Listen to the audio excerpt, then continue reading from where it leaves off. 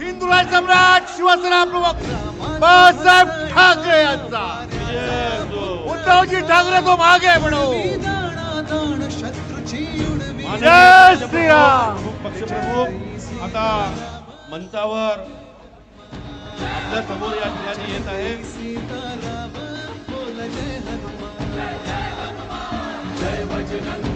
माननीय पक्षप्रमुख या ठिकाणी आणि माननीय आदित्य साहेब, संजय राऊत साहेब, अंबादास दानवे साहेब आलेले आहेत. माननीय पक्षप्रमुख उद्धव साहेब यांना प्रभू जय श्रीरामाची जी मूर्ती आहे त्यांचा हार अर्पण करण्यासाठी विनंती करतो आहे. माननीय उद्धव साहेब आणि सर्व सन्माननीय नेते या ठिकाणी हार अर्पण करत आहेत. त्याचप्रमाणे छत्रपती शिवाजी महाराजांना हार अर्पण करत आहे. बोलो छत्रपती शिवाजी महाराज की, छत्रपती शिवाजी महाराज की.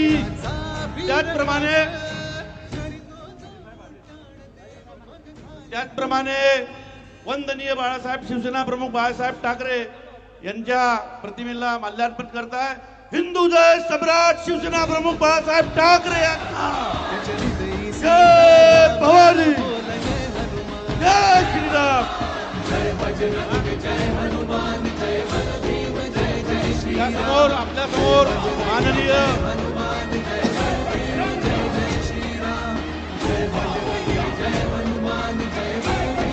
आवाज माननीय पक्षप्रमुख उद्धव बाळासाहेब ठाकरे आपल्या समोर या ठिकाणी बोलतील.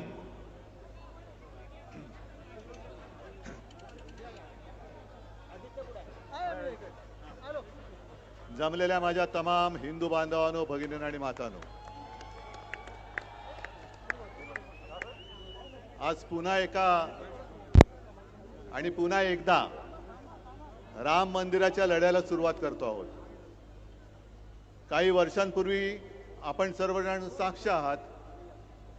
हिंदू हृदय सम्राट शिवसेना प्रमुखांनी मंदिर निर्माणाच्या लढ्याला एक तेज प्राप्त करून दिलं होतं. आज मला थोडं नाही म्हटलं तरी वाईट वाटते की मंदिर उभं जरूर राहिलं, पण नवा लढा जो म्हणतोय तो त्या मंदिराच्या रक्षणाचा आपल्याला सुरू करावा लागतोय. मी पहिल्या प्रथम या मंदिराच्या सर्व ट्रस्टींना, सर्व गुरुजींना धन्यवाद देतोय. त्यांनी मनापासून सहकार्य केलं. नुसतं सहकार्यच नाही तर आशीर्वाद सुद्धा दिलेत. आणि या कार्यक्रमासाठी ज्या ज्या शिवसैनिकांनी मेहनत केली त्यांना सुद्धा मी धन्यवाद देतोय. संजय राऊत तर सोबत आहेतच. आज सकाळी संजय राऊतांचा फोन आला. मला म्हणाले, उद्धव टेलिप्रॉम्प्टर ठेवायचं का? म्हटलं का नाही, कारण मुख्यमंत्र्यांनी आव्हान दिले उद्धव ठाकरेंनी रामरक्षा बोलून दाखवावी. मी आज त्यांना त्यांच्याच गावात येऊन सांगतोय की फडणवीसजी, रामरक्षा म्हणणं जरी तुमचं काम असलं तरी रामरक्षा करणं हे आमच्या राम भक्तांचं काम आहे. आम्ही रामरक्षक आहोत. मनामध्ये भाव नाही आणि रामरक्षा म्हणताय म्हणजे मनी नाही भाव आणि देवा मला पाव, हे आमचं हिंदुत्व नाहीये. आज सकाळी नागपूरसाठी निघाल्यानंतर पहिली बातमी जी आली ती दिल्लीतून आली की गेले जवळपास 20 दिवस देशातल्या तरुणांच्या भविष्यासाठी सोनम वांगचुक जे उपोषणाला बसले होते त्यांची कशा पद्धतीने उचलबांगडी केली, काय जणू काय एखाद्या अतिरेक्याला पकडावं तसं पोलीस घुसले, चादरी बिदरी टाकल्या आणि उचलून घेऊन गेले. तो दिपके तिकडे बसलाय, त्याला पण मारहाण केली, त्याच्या अंगावर शाई फेकली. आणि ज्या पद्धतीने सरकार वागतंय, मी प्रभू रामचंद्राला हेच विचारलं की श्रीराम आहे काय झाले? ज्या भाजपनी तुझ्या नावाने मतं मागून सत्ता मिळवली त्या भाजपच्या अंगात श्रीरामाच्या ऐवजी सैतानाचा आत्मा घुसलाय की काय? हे यांचं माणुसकी गेली बाजूला, पण यांच्यातला सैतान कसा काय जागा झाला? एवढे कसे सत्ता पिपासू झाले? आणि मोहनजी भागवतना मला विचारायचंय, कारण हे नागपूर आहे, त्याच्यामुळे आलोय तर जरा एक दोन प्रश्न विचारले पाहिजेत. की भागवत साहेब ज्या पद्धतीने हे भाजप सरकार वागतंय, मंदिरं लुटली जात आहेत, विद्यार्थ्यांशी कशा पद्धतीने वागतायत हे तुम्ही बघितलंय, पेपर फुटतायत, पक्ष तर फोडले जात आहेत, पण आता मंदिरातल्या तिजोऱ्या फोडल्या जात आहेत. हेच हिंदू राष्ट्र तुम्हाला अपेक्षित होतं काय? आमचं हिंदू राष्ट्र हे नव्हे. आमच्या हिंदू राष्ट्रामध्ये रामराज्य अपेक्षित आहे, आम्हाला शिवशाही अपेक्षित आहे. गोरगरिबांना, महिलांना, विद्यार्थ्यांना, तरुणांना न्याय देणारं हे खरं आमचं हिंदू राष्ट्र आहे. कॉन्ट्रॅक्टरना अभय देणारं हिंदू राष्ट्र आमचं असू शकत नाही. आणि म्हणून भागवत साहेब, तुम्ही जे याच वर्षी फेब्रुवारीमध्ये बोलला होतात की या देशातले मुस्लिम सुद्धा हिंदूच आहेत आणि हिंदूंनी 2 ते 3 अपत्ये जन्माला घालायला पाहिजेत, बोलले होते ना रे. मग ही अपत्ये जन्माला घातली, जी अपत्ये घातलेत आणि परीक्षेतले पेपर फुटलेत, अनेकांनी आत्महत्या केल्यात, त्यांचं पहिलं काय करणार? आणखीन अपत्ये जन्माला घालून पुन्हा त्याने तुम्ही तसेच चिरडणार आहात? हे हिंदू राष्ट्र आमच्या संकल्पनेतलं नाहीये, हे अजिबात नाही. आणि मला तेही दिवस आठवत आहेत ज्या वेळेला बाबरीचा लढा झाला होता आणि बाबरीचं पतन झालं, बाबरी पाडण्यात आली. हे आज सत्तेवर बसले त्यापैकी एकही कोणी छाती पुढे कडून आला नव्हता. तेव्हा फक्त एकमेव हिंदू राजा सम्राट उभे राहिले होते, कारण भाजपवालेच तेव्हा म्हणत होते की हे आमचं काम नाही, असेल तर शिवसैनिकांचं काम असेल. मला वाटतं संजय राऊत तुम्ही फोन केला होता, कारण मी स्वतः तेव्हा बाळासाहेबांच्या बाजूला उभा होतो. मला माहित नाही पलीकडे कोण आहे, म्हणजे संजय राऊत आहेत का, मला एवढं कळलं एक पत्रकार आहेत. आणि बाळासाहेबांनी उत्तर दिलं होतं की जर हे काम माझ्या शिवसैनिकांनी केलं असेल तर त्यांचा मला गर्व आहे,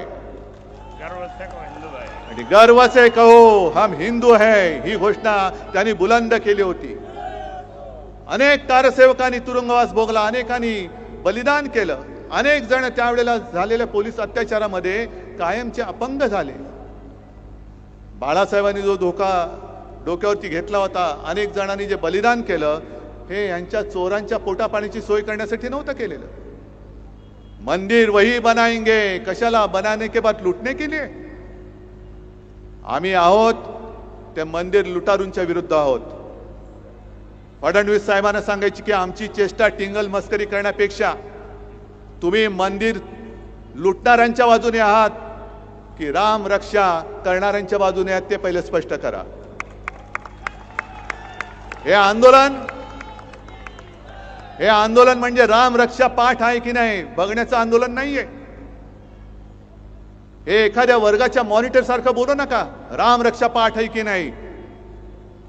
राम रक्षा म्हणजे आज जे आपण नेहमी म्हणतो की रामाने आपली रक्षा केली पाहिजे, आज राम भक्तांना रामाची रक्षा करण्याची वेळ या रामाच्या नावाने मत मागून सत्तेत आलेल्या भाजपच्या कारभारामध्ये आपल्याला करावी लागते.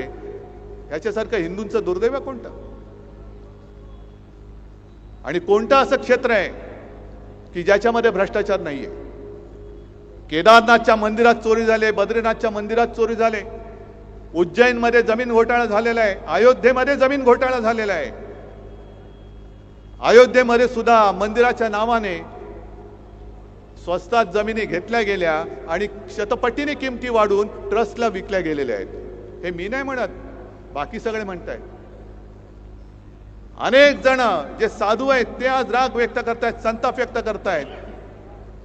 आणि एका साधूने तर सांगितलं हे तो मंदिर नाहीये, हे तर म्हणे पैसा गोळा करण्याचं केंद्र झालेलं आहे भाजपचं, ATM. आणि मग आणखीन काही जणांनी म्हणाले की तिथे जो काही पैसा गोळा केला गेला, तिथे जो काय तिजोरीवरती डल्ला मारला गेला, त्यातून आमदार खासदार विकत घेतले गेले. आज मला त्या गद्दारांना सुद्धा बोलायचंय, विचारायचंय.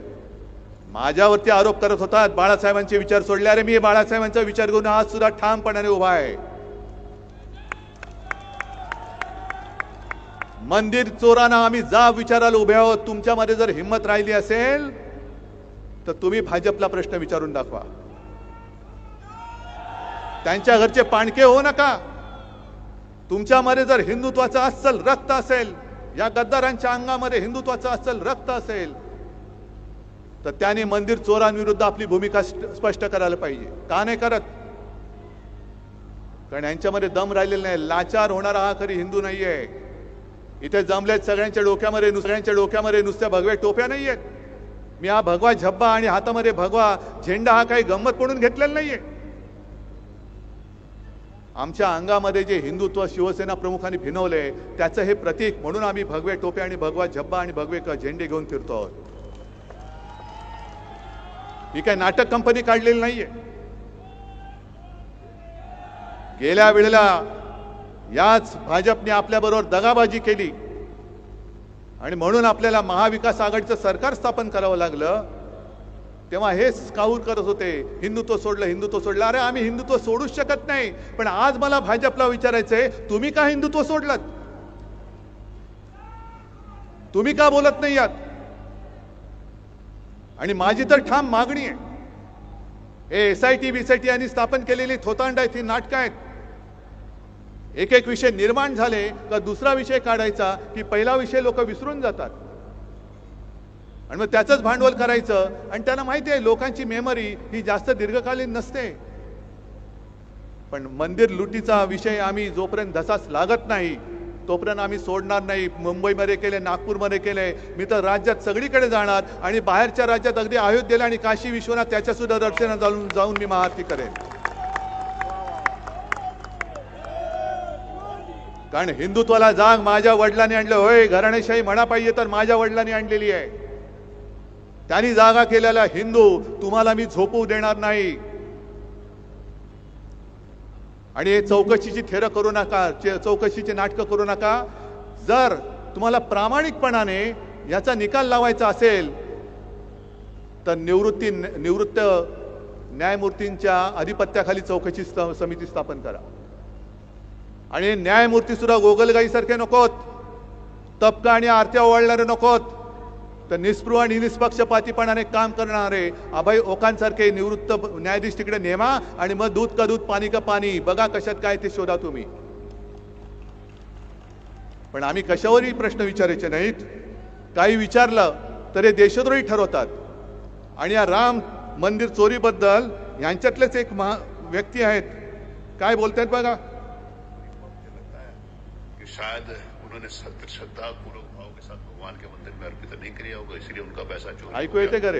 हमारा पैसा चोरी नहीं हुआ, हमारा पैसा मंदिर में लगा है और मंदिर का. थोडक्यात सांगतो तुम्हाला, उत्तर प्रदेशचे हे विधानसभेचे अध्यक्ष आहेत सतीश महाना, आणि ते म्हणतायत की ज्यांनी सच्चे श्रद्धा काय भाव के साथ म्हणजे श्रद्धेने ज्यांनी पैसे दिलेले नाहीत त्यांचे पैसे चोरीला गेलेत, आमचे पैसे तसेच आहेत. आणि ज्यांचे पैसे चोरीला गेलेत असं वाटत असेल त्यांना माझ्यासारखे करोडो लोक पैसे द्यायला तयार आहेत. राम मंदिर ही तुमच्या बापाची जागीर नाहीये. आम्ही सुद्धा राम भक्त आहोत. आणि तुम्हाला सगळ्यांना लक्षात असेल की 2 वर्षापूर्वी 22 जानेवारीला अयोध्येमध्ये जेव्हा राम मंदिराचं लोकार्पण झालं होतं, मोदी बसले होते तिकडे. एकही शंकराचार्य त्यांच्या सोबत नव्हता. आणि तेव्हा आपण कुठे होतो? आपण नाशिकच्या काळाराम मंदिरामध्ये होतो. ज्या काळाराम मंदिराचा इतिहास असा आहे, डॉक्टर बाबासाहेब आंबेडकरांनी मंदिरात प्रवेश, हा राम तुझा नाही, हा राम माझा सुद्धा आहे आणि त्याचं दर्शन घेण्याचा अधिकार हा माझा आहे, मला सुद्धा आहे, मला तो मिळालाच पाहिजे म्हणून सत्याग्रह केला होता. तेच ते राम मंदिर. आणि दुसऱ्या दिवशी 23 जानेवारीला मी जाहीर सभेत बोललो होतो, आम्ही जय श्रीराम जरूर बोलतो, जय शिवराय, जय श्रीराम, पण आम्हाला राम पाहिजे तो भाजप मुक्त राम पाहिजे. त्या आंदोलनाची सुरुवात आहे भाजपा मुक्त राम. आणि ही चोरी, हा दरोडा हा केवळ दानपेटीवरचा नाहीये, तर हा दरोडा तमाम हिंदूंच्या भावनेवरती, तमाम हिंदूंच्या श्रद्धेवरती घातलेला या मंदिर चोरांनी घातलेला दरोडा आहे. आणि न्यायमूर्ती तुम्ही झालं पाहिजेत. या देशातला, या जगातला प्रत्येक हिंदू या चोरीबद्दल न्यायाधीश म्हणून त्यांनी न्याय निवाडा केला पाहिजे. अटल बिहारी वाजपेयी जे बोलले होते, जेव्हा एक दंगल झाली होती, मला वाटतं भिवंडीच्या आसपास, तेव्हा वाजपेयीजी बोलले होते की अब हिंदू मार नहीं खाएगा. मग मी आज तुम्हाला सांगतोय, तुम्ही कसे हिंदू झाले पाहिजेत? जे चोर आहेत त्यांना ठणकावून सांगा, अब हिंदू माफ नहीं करेगा. हिंदू नुसता जागा नाही, हिंदू आता पेटलेला आहे. आज आम्ही सगळ्यांना आमंत्रण दिले होते. देवेंद्र फडणवीसांना दिलं होतं, मोहनजी भागवतांना दिलं होतं, सगळ्यांना. अगदी काँग्रेसची लोक सुद्धा माझ्यासोबत आहेतच. खासदार आहेत, सुनील केदार आहेत, आणखीन कोण कोण आहेत बघा. मी हिंदुत्व सोडलं का यांनी हिंदुत्व धरले? हे राम म्हणजे कोणाची तुमची खाजगी मालमत्ता नाही हो. भाजपचे कोणी आहेत का इकडे? सगळे राम भक्त आहेत. भाजपचे कोणी आहेत? मग हिंदुत्व कोणी सोडलंय? मंदिर चोरांची बाजू घेणारा राम भक्त असू शकत नाही. म्हणून मला फडणवीसांना सांगायचंय की शब्दाचे खेळ करू नका. राम रक्षा येते की नाही? राम रक्षा स्तोत्र येत नसेल, पण मला रामाची रक्षा करायला येते आणि ती केल्याशिवाय मी राहणार नाही, मागे नाही हटणार. जर तुम्हाला असं वाटत असेल की केवळ तुम्हाला राम रक्षा म्हणता येते म्हणून तुम्हाला मंदिराची चोरी क्षम्य आहे, अजिबात नाही. तिकडे लाखो करोडो हिंदूंच्या भावनांनी बांधलं गेलेलं ते मंदिर आहे. गावागावात शिवसेना प्रमुख फिरलेले आहेत, गावागावात शिवसैनिक फिरलेले आहेत. अनेक जणांनी अनेकांनी केसेस अंगावर घेतलेले आहेत, पोलिसांचा मार खाल्लेला आहे. छातीवरती वळ उठला तरी मागे न हटता अयोध्येला जाणारे आमचे शिवसैनिक आहेत. आणि त्या शिवसैनिकांना सोबत घेऊन राम रक्षा म्हणण्याचं नव्हे तर राम रक्षा करण्याचा हा लढा मी आजपासून सुरू करतो आहोत.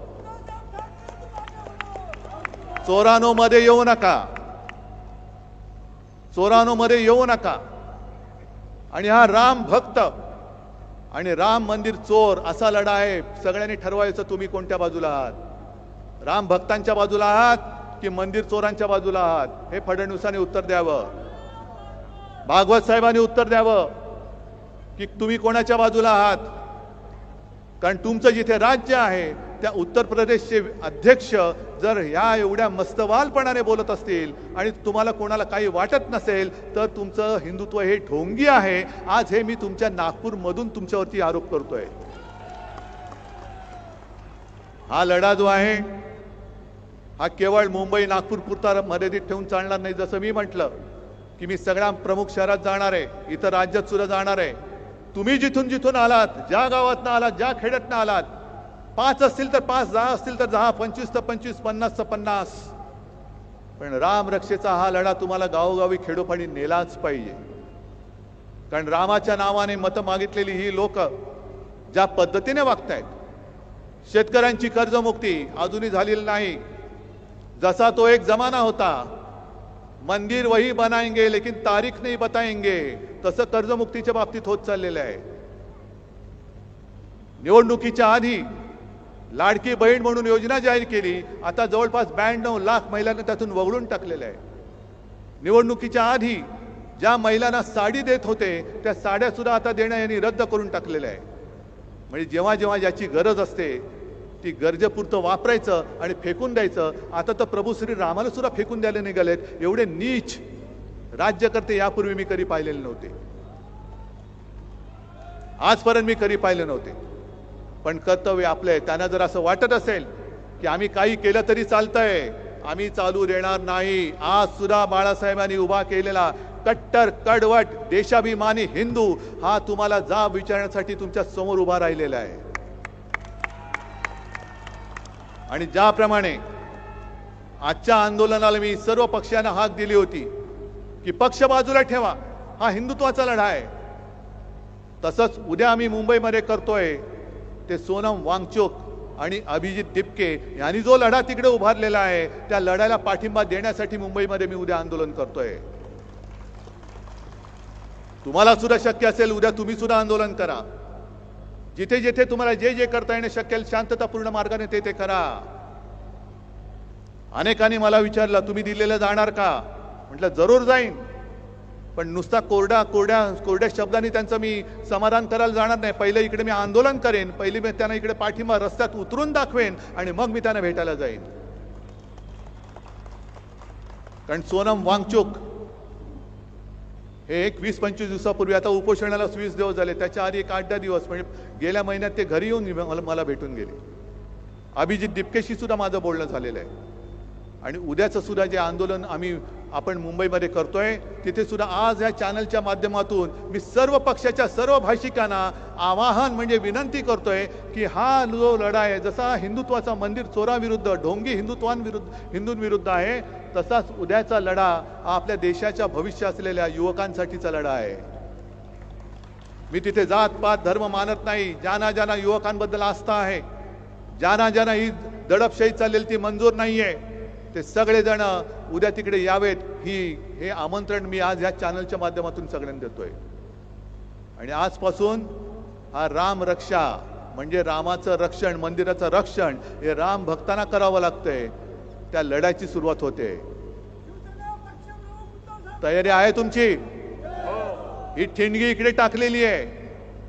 या ठिणगीचा वेगळा वणवा हा राज्यभर नेण्याचा, निदान विदर्भात नेण्याचं काम हे तुम्हाला करावं लागणार आहे. कारण हा विदर्भच नेहमी भरघोस मतांनी भाजपला निवडून आणून देत असतो. जर विदर्भाने त्यांचा पाठिंबा भाजपच्या मागणं काढला तर भाजप भुसकन खाली पडल्याशिवाय राहणार नाही. आणि का काढणार नाही? केवळ हिंदुत्व म्हणून नाही, तर शेतकऱ्यांची फसगत होते, बहिणींची फसगत होते. आणि हिंदुत्वाचं ढोंग घेऊन सत्तेवर आलेली लोक यापुढे आम्ही तुम्हाला मत देणार नाही. आम्ही जय शिवराय आणि जय श्रीराम बोलणारे अस्सल कट्टर हिंदू आहोत हे दाखवून द्या आणि भाजपला त्यांची जागा दाखवून द्या, एवढीच विनंती करतो आणि आपली रजा घेतो. जय हिंद, जय महाराष्ट्र.